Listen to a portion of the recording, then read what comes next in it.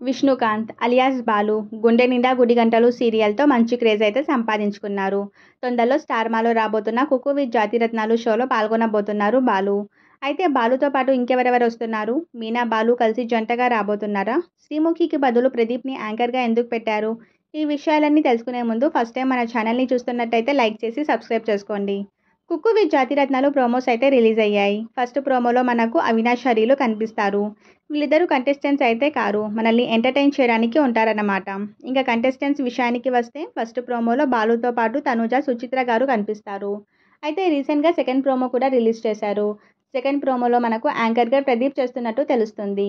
శ్రీముఖి వేరే షోస్తో బిజీగా ఉండటం వల్ల ఈ షో చేయలేకపోతున్నారని ఒక న్యూస్ అయితే వైరల్ అవుతుంది.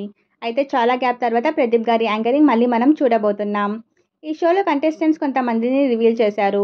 అందులో సుహాసిని, రీతు చౌదరితో పాటు ఇంకొంతమంది కనిపించారు. అయితే వీరితో పాటు ఇంకొంతమంది జంటగా రాబోతున్నట్టు సమాచారం.